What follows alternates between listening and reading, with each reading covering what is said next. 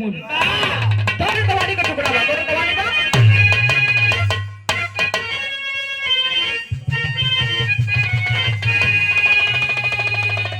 बस पारे मास्टर साहब बहुत बढ़िया रहनी कैसे अरे काबे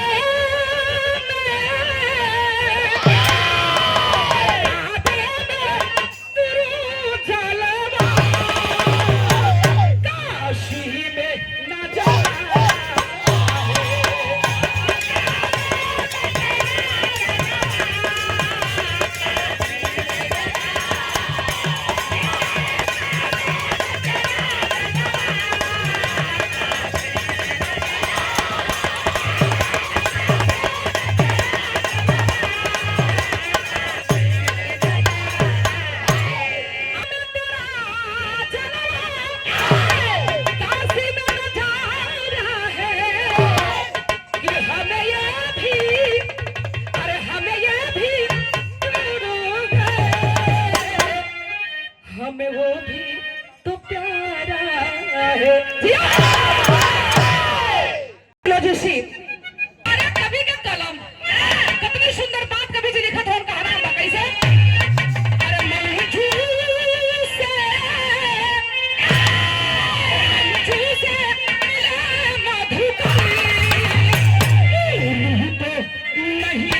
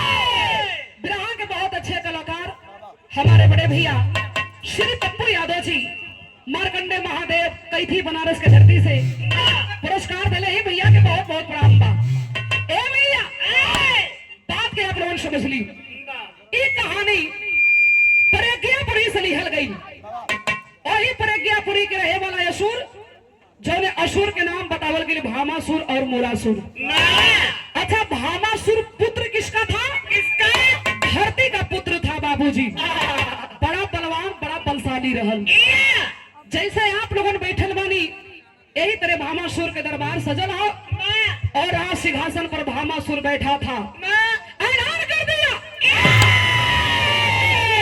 हमने जिंदगी में जो चाहा वो हासिल कर लिया प्यार से ना तो अपने बाजू के बल से लेकिन एक दिल्ली इच्छा है आई खाली हमारी इच्छा ही ना बा ये हमार प्रतिज्ञा भी हो कसम भी हो थोड़ा बात के प्रतिज्ञा कैलाश कि 20,000 कुंवारी लड़की के अपन रानी बना के और हम अपनी इच्छा के पूरा कैल चाहती ए भैया हजारों लोग जमीन पर बैठा रहल भामासुर के बात सुन के आंख से झरझर झरझर आंसू गिरे लगल। एक बात आपसे हम बता दें, देखिए गाना बजाना ये मनोरंजन का चीज जरूर है, लेकिन हम कलाकार केवल मनोरंजन की चीज नहीं हुआ करते हैं। गाने बजाने से, अपने गीत संगीत के माध्यम से समाज में कलाकार एक नया संदेश भी देता है। कितना भी अमीर बाप हो, चाहे कितना भी गरीब बाप हो, के हम बात के बहुत इज्जत करते हैं, लेकिन यहाँ माहौल दूसरा है। ए भैया, भामासुर के बतिया सुन के लोग रोने लगल। हम बताऊनी कि गरीब बाप हो चाहे अमीर बाप हो, जवन अमीर बाप अपने दिल में सपना अपने बेटी बहन के प्रति सजा कर रखेला, वह सपना गरीब भी अपने बेटी बहन बदे देखेला। लेकिन अंतर तने है कि वो धनवान है, एगो गरीब बाप दिन भर मेहनत मजदूरी करके तिनका जुटा के अपने बेटी के सपना पूरा करे बदे लगल रहेला।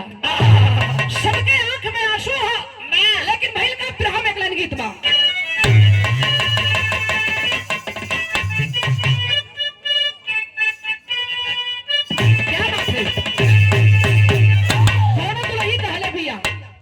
परदेसी सैया से का कहलस कि मोरा बाके ठोर दे के बिहा से मोरी लिया।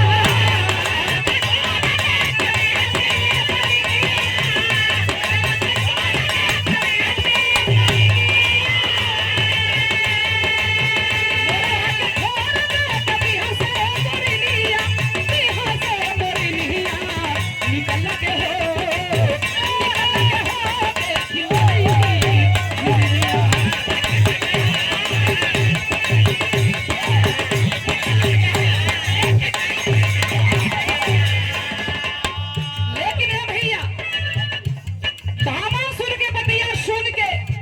सबके आंख में आंसू है। बाहरे भगवान एक ऐसा परीक्षा के घड़ी में ले आके खड़ा कर देना, यह कहे का सबही के दिलों में भाभी के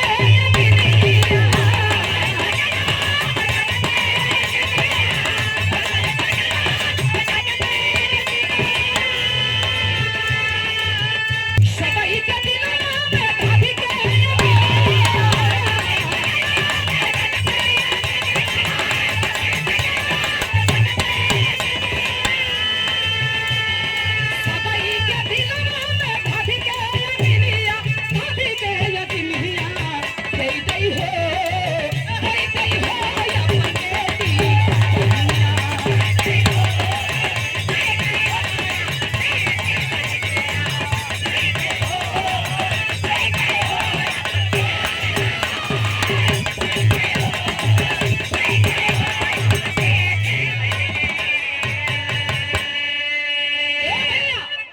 भामासुर के बात सुन के सबके घर में मातम छोड़े हो, सबके आंख में आंसू है कि बारे भगवान। और ये देखें आदरणीय हमारे बड़े भैया स्टील फैक्ट्री के मालिक ब्रांड मुरलीधर, जो गांव में भी कार्यक्रम हमारे 1 जून के रख ले आप, और यहाँ से हम गायब और गा के तुरंत निकल जी ही सबके घर में मातम छोड़े हैं।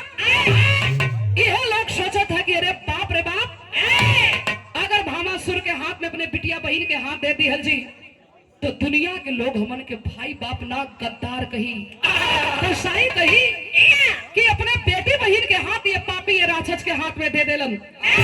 लोग इनकार कर दिए कि मरना पसंद करेंगे, लेकिन अपने बिटिया बहन के हाथ ये पापी के हाथ में कबो ना दे। ये बात के जब भामासुर सुन लिया, गुस्सा में लाल हो गया और उठा लिया धनुष। रियासत के लोगों के अंदर इनकी इतनी हिम्मत, इनकी इतनी औकात बढ़ गई है कि हमारा बाप काट दिया तो इसका अंजाम भी बहुत बुरा होगा। भाई का फिर हम एक लाइन गीत बा।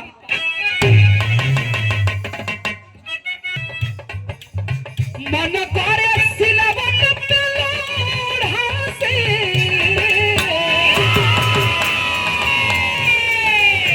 मन करे सिलवट पे लोढ़ा से कुछ भी जवानी रजऊ।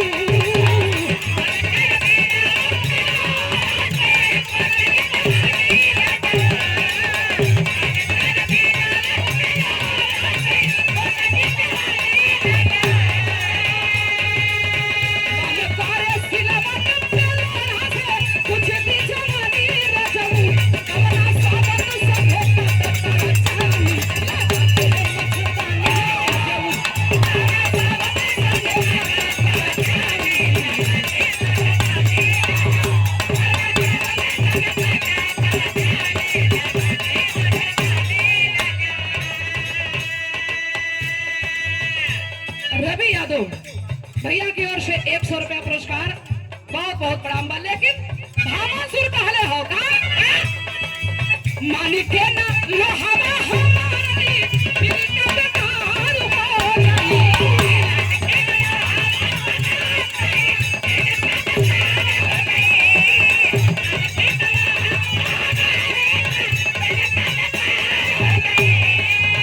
मानिक के ना लोहावा हमारी बिना बेकार हो जाई। ए बाबू हो उठी जावा, ए बाबू हो उठी जावा, ए गताला बारी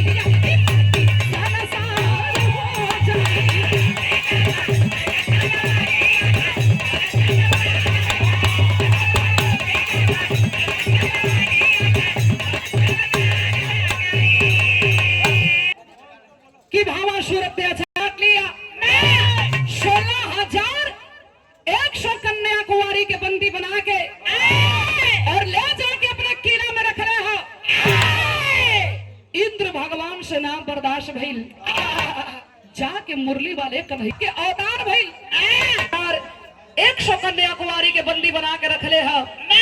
भाले जाके भामासुर के समझावे लगलन कलन की अय भामासुर बल अपने से कोनो बड़ियार आदमी पजमावल जाला। अरे ये तो अपना जात है, छोड़ दे ये बेटियन के, लेकिन वो अहंकारी वो घमंडी अपने अहंकार अपने घमंड में चूर था। कलश की भगवान और कन्हैया अपने जगह पर होबा बड़ा हमदर्दी है ना भगवान कलन ओ ई ना बोला था, एकर घमंड बोला था, तो फिर हमें चलरिया में भाव मास्टर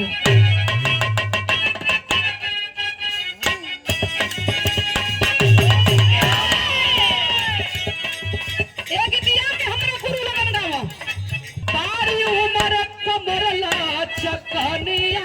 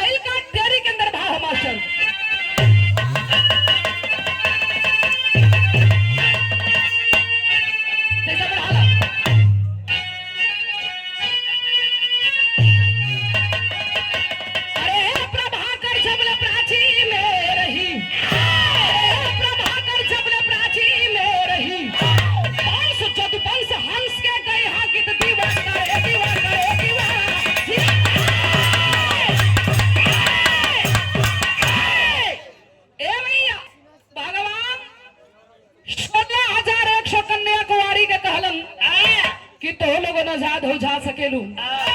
भगवान के पैर पकड़ के रोवे लगनी कि अरे मालिक ए दुनिया में कोनो सहारा ना बचल, हमनी के जाइल जी तक कहाँ जाइल जी। अरे सुनल गई कि धरती पर दुनिया में जे जवन मंगले है आप देले हुआ तो हम आपसे कुछ मांगल चाहत ही। भगवान कलन के जवन मंगबू तवन दे दे। कली की ये तरह नहीं, पहले वचन दा। भगवान कलन अरे भाई मांग के देखा, कली ऐसे कैसे मांग दी। 3 वचन बनवा के 16,100 कन्या कुंवारी कहनी कि प्रभु अपने चरण में जगह दे दा। काली की अपन रानी बना के हमन की जिंदगी धन कदा। भगवान 2 कदम पीछे हट गिलन। कलन के रे बाप, 1-2 जानी होतू तो हिम्मतो बनौती। 16,100 ले जाके करब का। कलन की वचन दिले है तो वचन से कटब नहीं। पहल का आल्हा के अंदर भाव हो मास्टर। झेल दुनिया में धर्म के झंडा वाला हरा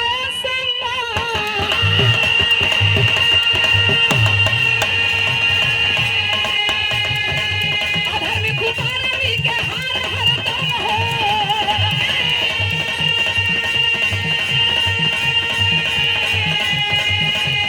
अकेला ही दुनिया में मिला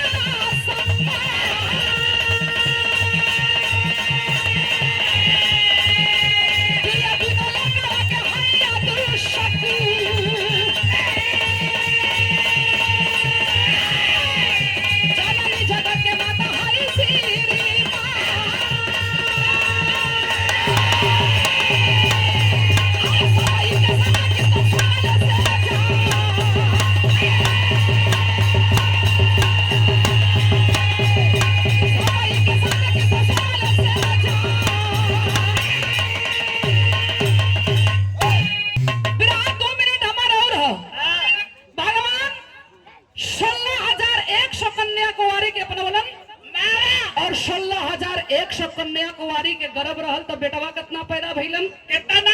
1,61,080 पुत्र पैदा भइलन और 16,108 कन्या कुंवारी पैदा भइली।